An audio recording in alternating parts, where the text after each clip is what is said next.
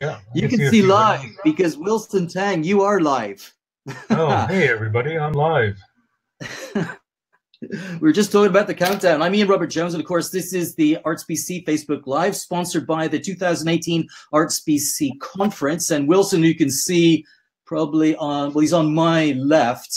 He's presenting at the conference. Welcome to the show. Yeah, thank you, Ian. Thanks for having me. Yeah, we're delighted that you're here this year. Of course, this year's conference, Wilson, is all about engagement in the new arts era, and we're going to ask you about that in a little bit. I just want to tell everybody it's at the Nikkei Center, or the Nikkei National Museum and Cultural Center in Burnaby, BC. It's happening between May 10th and 12th. Wilson's going to be talking on Thursday the 10th. We'll talk about that in just a second. I also want to mention quickly, we got a little bit of housekeeping here to do, Wilson, first. Denise Wilson, who is one of our presenters, can't make it. She's got a conflict. And so what we're delighted to announce, though, on this show is that Shane Jackson is going to be taking her place. Shane is the president of Spiritworks. Do you know these guys at all, Wilson? No, I don't think so. Kind of an amazing company. It's an Aboriginal owned, operated, and staffed company. And basically what they do is they focus on the design, production, and distribution of Aboriginal art. But Shane's going to talk to us about what it's like to be a creative and social entrepreneur, because just about everything they do has a social entrepreneurial bent to it, if you like. That's what they focus on, and it's really an awesome organization. And we want to thank Denise Williams. Thanks very much for getting us in touch with Shane. He's a difficult guy to get, and so we're delighted to have Shane come to the conference. Do you guys, well, I'm going to ask you about you in a second, but do you guys do anything at, well, you pronounce the name of your company. Okay, the name is Yumebao. So it's actually made of two words. Yume means dreams in Japanese, and bao like Bauhaus. So I thought it was a fun way to pick a name that is international. It literally means building dreams. And kind of it's fitting because we do virtual reality, augmented reality, nothing solid, but we really are building. And I think the Bauhaus part of it, Bau as in Bauhaus, evokes craftsmanship and design, which is not something that usually is associated with augmented reality and digital media. But with my own background in architecture and design, I really want to bring that into it. So Yumebao is the name. Beautiful. I think it's awesome. Tell us a little about you and your background, Wilson, because you got a pretty crazy resume. Yeah, I do have a pretty crazy resume, and usually when I tell people how I got here, I just gotta, I tend to open doors for myself and step through, and then open doors and I step through, and usually it's, I've really been fortunate to be able to work throughout my career at what I think is at the forefront of each of these quote unquote mediums. I started off as an architect, actually here in Vancouver. This would have been the mid 90s. From there, I had a chance to work in Japan in the digital media world. Afterwards, I had a good run at Industrial Light and Magic as an art director, production designer, which is the film production computer graphics house that's owned by George Lucas. So I did have a chance to work on quite a few big movies, including one of the Star Wars movies. Yeah, that's really cool. Was that? Yeah, it's fun. It's I joke with my friends back there that I got to work on. I didn't get to work on the recent one, so I was a little bit jealous. I got to work on. What did you do on the Star Wars? I worked on episode 2, and I designed some of the environments as well as art directed the look and the feel of some of the shots for episode 2. And then I went on and I worked on the Spielberg Kubrick movie AI, and then I spent about almost 2 years. Oh, thanks. And I spent about 2 years on the Hulk with Ang Lee, and then about a year on Lemony Snicket, the film. So it was films that were a little bit out of, I would say, mainstream Hollywood blockbuster, but I certainly am proud of the work I did there. And then from there into video games with Electronic Arts, and then finally now, after that was mobile games. So my world, I basically, at the heart of it, I got to design. I got to create. I still draw every day, but the medium changed. What I mean is the screen and the delivery platform changed. It went from big screen to video game on a TV to mobile games. It got even smaller. But my work, my thinking, my contribution really never changed. I see myself as a designer primarily. I create worlds, spaces, characters, and I've always done that. So my latest venture is really finally focus on hopefully not entertainment purely, but using augmented reality and virtual reality for cultural experiences and education. Yeah, I want to get to that a little bit in a second, but I'm so curious about what you wrote on your website because it relates exactly to what you just said, and I'm going to read it to you. You said that you're passionate about human-centric technology. It all starts with a pen and paper, and you're just talking about using pen and paper, but you're the high-tech guy. Why does it start with a pen and paper? Hey, look, this is why. Look, I got sketches here. Do I have sketches?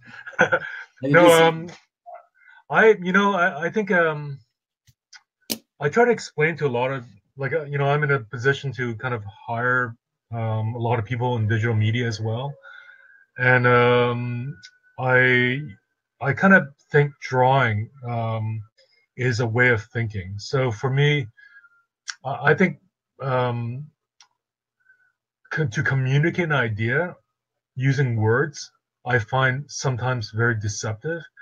I think there's a truth in a sketch that kind of can communicate idea far better. And I think more importantly, when I'm conceptualizing a project or an idea, I think sketching is like getting my thoughts out on paper, and it's like molding something. It's molding an idea. So I think if I was a sculptor, I would use clay, but because most of my career has been around stories and storytelling and concepts and interfaces and games, a sketch sometimes captures the structure of a project far better. It really goes back to, I think, my training as an architect.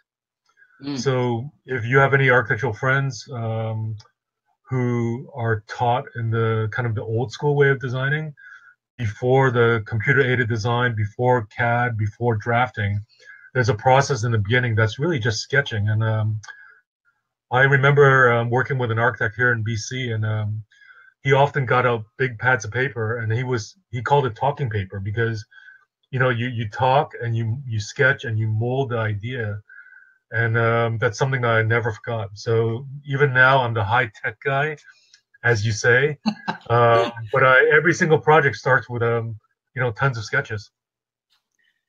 Yeah, that's. I mean, I think that's great. It's because I don't know. It brings the human into the whole thing. Like you said, you're human centric, and you want technology and high technology to work for us. And so, tell us a little bit about Umi Bao. You me bow. You me bow. Very easy. Bao. Yeah, Okay, yeah. I got it. It's very physical. You me Bao. What do you guys That's do good. Perfect. specifically? What do you do specifically with augmented reality? Do you want me to explain a little bit about Yeah, augmented reality? Maybe I'll start there. sure. Okay. Okay. So, you might have, I think, everybody's kind of heard a little bit of the hype about virtual reality and Yeah, for augmented sure. reality. There's also another term floating around called mixed reality. Yeah. So, all you need to know is that over the last 2 or 3 years, um, there's been a lot of devices, the goggles, the headsets like the HoloLens from Microsoft, the Magic Leap that's rumored to be coming out this year. So these devices put virtual objects in the real world and they draw it over your real world. Virtual reality replaces the real world completely. So when you put it on, I don't see the real world that I'm in. I can potentially walk around, I can potentially interact with objects, but I'm completely in a different world, different space. Augmented reality puts virtual objects digital objects. It could look like a character, it could look like a sculpture, it could look like a toy into my space. So if you look in the room right here, if we were looking through a cutting edge augmented reality goggle or device, some of those paintings might be real. That one might be fake. And every Right. time I look at it, it would look, it's always there hanging on my wall, but it's made of nothing but pixels and polygons. So that's generally the difference. And we really are at the beginning of it. And my company, Yumibao, is dedicated to using these technologies for education and for cultural experiences. Um, I think it has a potential to take some of the experiences that we go out and search for in places like galleries and museums and bring that to people into their schools, into their parks, and eventually into their homes when the devices become available. So that's what we're doing, and we want, and the technology is the same whether we're doing what we're doing or making games. The difference is the team and the humans we have on the team. So I made sure that we have people from museum design, from educational background, as well as eventually people who really understands working with artists and sculptors or curators and so forth. So that's generally what we're doing is catching the wave of what's coming down the line, preparing ourselves and building some experiences already so that we can do that for a very specific purpose. So, okay, tell me a little bit about the specifics of that then. For example, you talk about going to art galleries or partnering with museums, or I know it says learning, education, culture, and fun on your website. What are some of the specific applications? Like, can you tell us what it might, let's say I go to the Vancouver Art Gallery, what could I do with augmented reality if I was there? Well, there's a lot of examples already. And let's say we do it at the gallery. Um, okay, I'll give you an example. There's a gallery in Boston. I'm not going to mention any specifics. Amazing collection. But the founder of the gallery from I think it's probably founded over 100 years ago, has declared that the mandate for the gallery is to educate the public. But the founder did not want the pieces to leave the gallery physically. Okay, so there's a little bit of conundrum here. You want to reach as many people as possible, but Yeah. physically, you don't want to let the pieces out. And of course, you can go to other museums around the world who are willing to loan their pieces for traveling exhibits, but the insurance, the physical care, the organization it takes to move a priceless collection of artwork or relics physically around the world is quite expensive. So let's say for Vancouver Art Gallery, we want to take advantage of that. We could imagine an augmented reality traveling show of priceless pieces that you would walk in through a door. You would use either devices that the gallery supplies, or maybe just your phone, actually. You download an app and you will walk into a room with images on the wall. As soon as you pull your phone out, what you will see instead of images are the fully dimensional sculptures or relics that you can move around, look behind, look on top, really inspect it as if it was in the room with you. So there's another use case. I'm working with a really well-known Japanese sculptor artist, and he did a series of figures, and I intend to use that for a augmented reality sculpture show. So it's going to be hopefully 40 pieces, and we'll be using my platform. Our team is going to build a traveling show, and we can drop it in front of the art gallery or in Stanley Park or Central Park, and we can tell people about it, and people will gather there just like Pokemon Go, use their phone, and they would see for the first time these bronzes that the sculptor had created, but it's not real. It looks real, but it's not real. They can inspect it, they can leave messages, and eventually maybe even give some donation back to the artist. And that's really important for me, is the fact that um,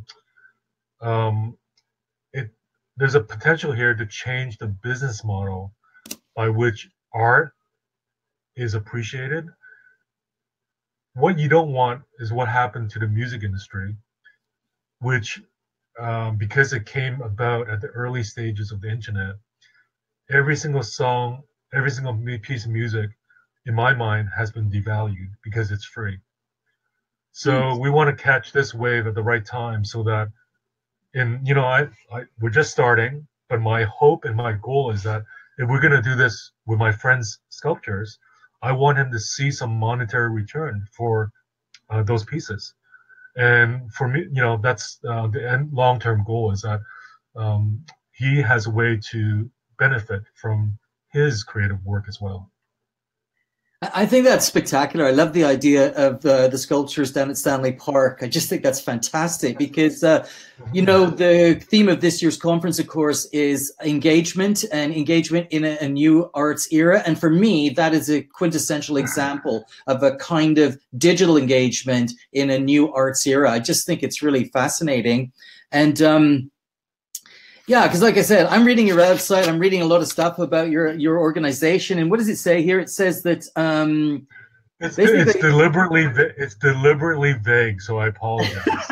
That's okay. You're here to clear up the vagaries. But it says here, we're a cultural augmentation company dedicated to creating immersive social AR and VR mobile experiences with the power to change the way people learn, play, and socialize. And I think that's really what you've just said. I'm going to get to a little bit more in a second, but I kind of like to know what you think of as engagement. Like, that's a really good example. But if you were going to define engagement for us from the perspective of Wilson Tang, what would you say that was in the new arts era? Well, I think pretty big. So when I say engagement, there's scale. I mean, I would like to see, I started talking a little bit about it, and I've seen my own creative works and my own career. I've gone from, pretty big films on a big screen to smaller and smaller screens. Now, but you know what? Like in some ways, as an artist, it doesn't really make sense because, the teams that the output I was a part of, the way it was enjoyed by the end user became smaller and smaller, which didn't really make sense. People ask me, why did you do that?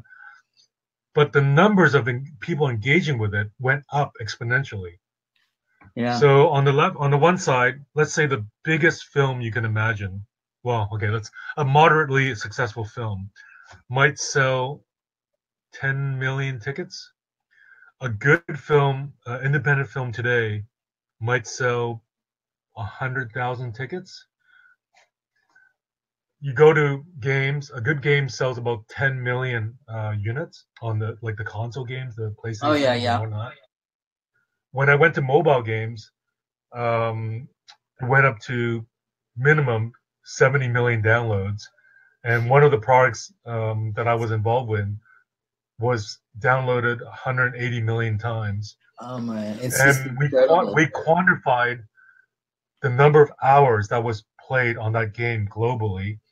And I'm not kidding you, it's not exaggeration. It was 1 billion hours. Wow. So, I have a weird brain. I would like to think I'm an artist and I appreciate art and craftsmanship, but I think I also want that art to be appreciated by a lot of people. So when you ask me what is engagement and what is my hope for what I'm building and what I hope to do in the future, is that I want a lot of people to engage with art and history. When I say a lot, I'm talking millions minimum.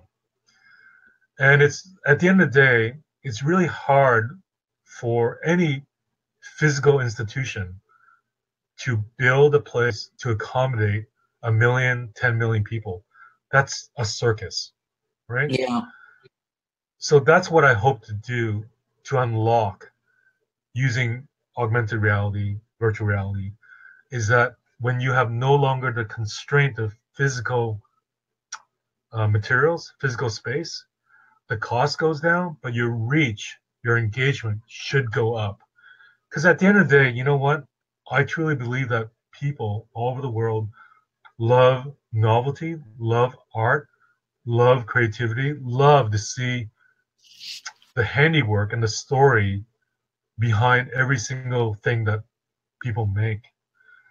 And I really want to be able to allow um, the pieces and the artist to speak for itself and to reach as many people as possible.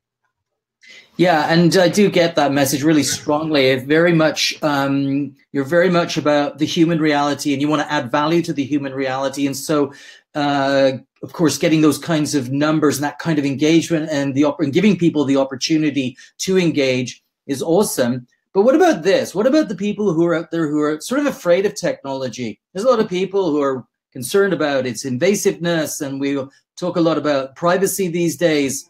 And what would you say to those people who are concerned that technologies like augmented reality, virtual reality, or mixed reality, or whatever you want to call it,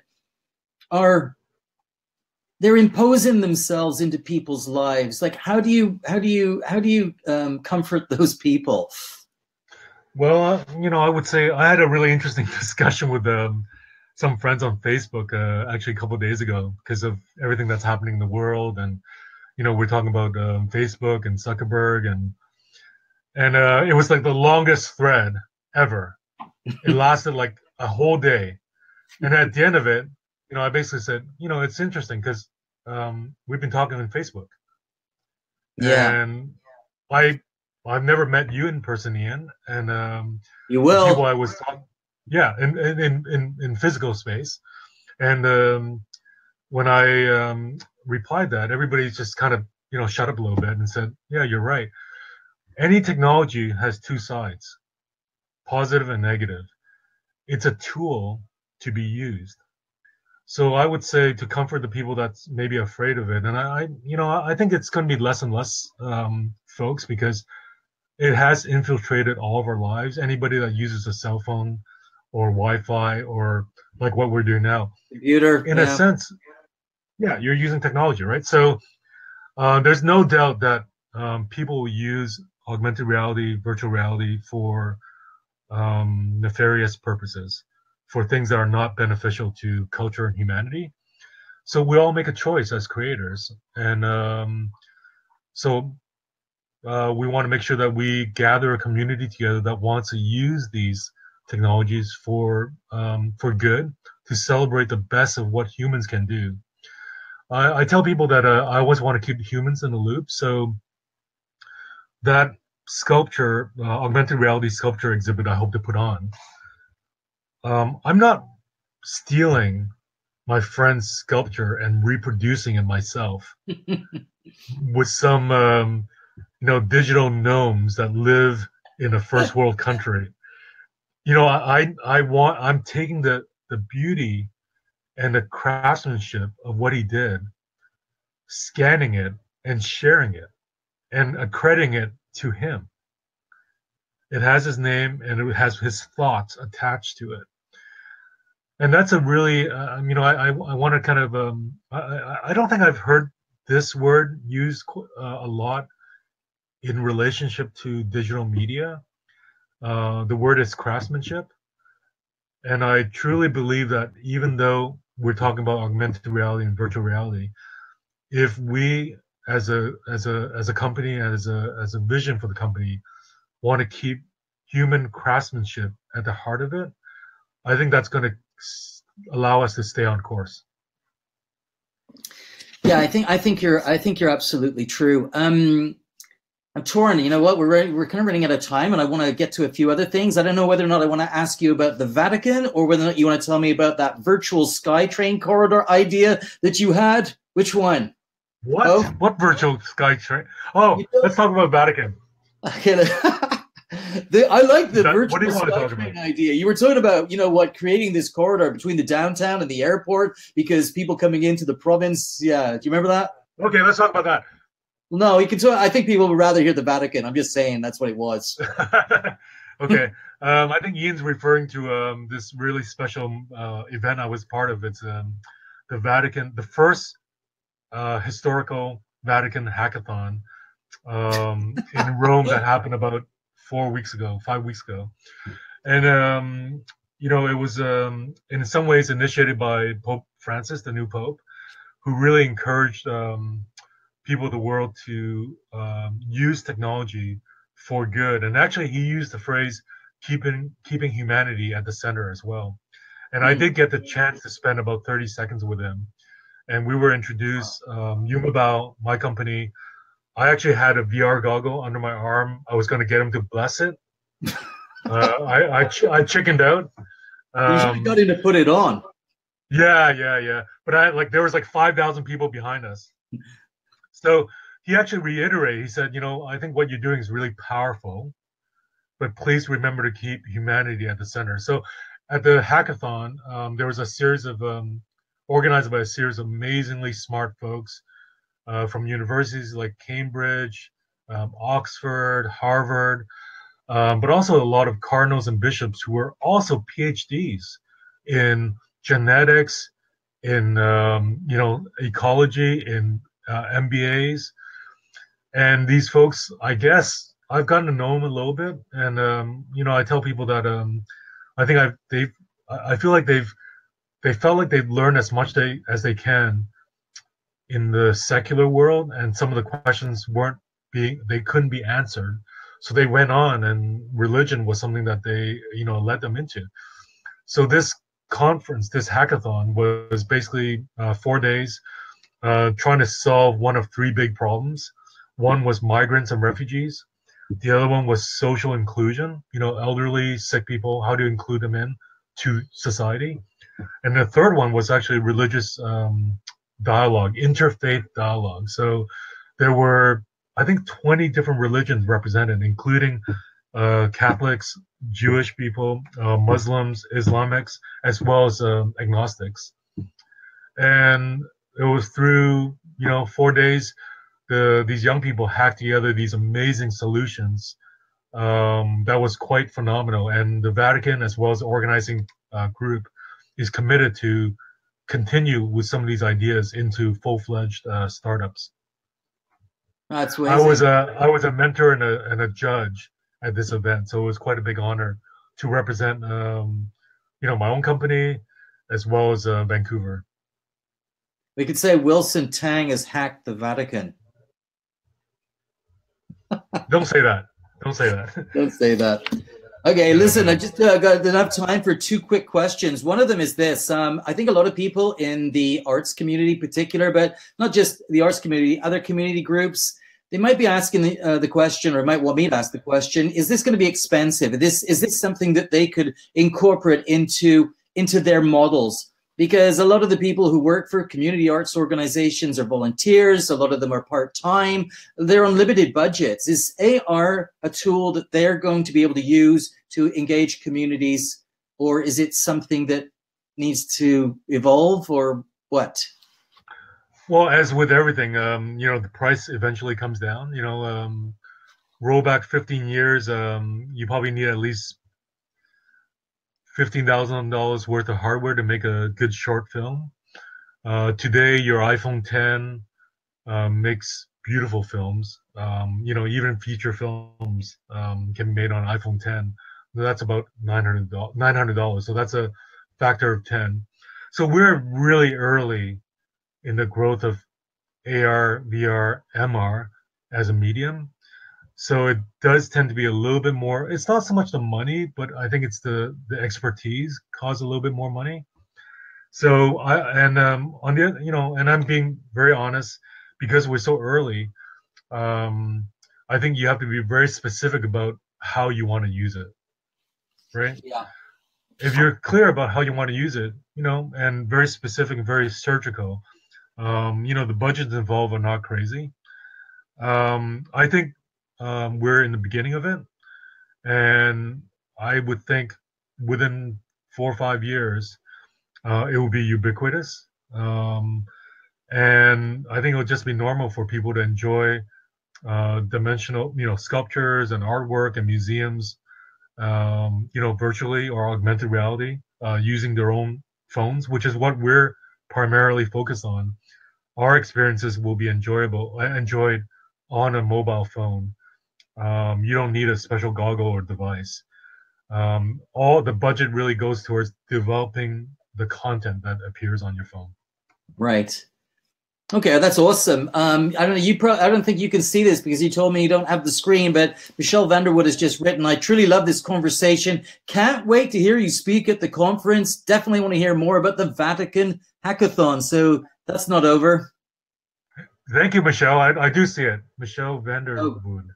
Yeah, I do see it. I look forward to meeting everybody there. And I'm gonna try to bring a demo with me, and so we can, that's awesome. And people will be able to, if at the very least, a movie, and then you can see what this is really about. And it's not, I think you'll see it's probably going to be the most natural thing in the world. And we're going to celebrate, art and craftsmanship, but in a way that's hopefully reaches a lot of people. And that's really the essence of what I'm doing. I think that's awesome. Now, your final piece of work here today, Wilson, it's a piece of work. Well, I've been asking every presenter who's coming to the conference to give us a conversation starter, something that people can talk about, or they should be talking about. If you were sitting across the dinner table, they might say, Wilson Tang suggested we should talk about this. What do you think? We would like a conversation starter from you. I usually warn people. I didn't warn you because I didn't think you needed to be warned. You don't need to warn me. Okay, I don't know if this counts, but when I get drinking with people, often anywhere in the world, my final question usually is, your last meal on earth, what will it be? And it's usually divided into two groups. One is like usually some fancy, expensive meal. The other group tends to answer really simple meals that are, they're nostalgic about or they grew up eating. I tend to be better friends with the second group.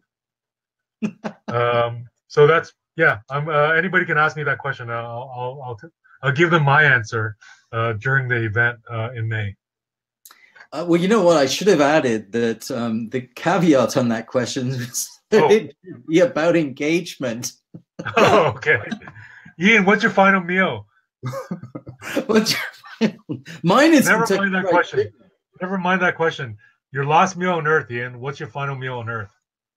Well, if I was on death row, it would be Kentucky Fried Chicken. But it's that not thing that death row.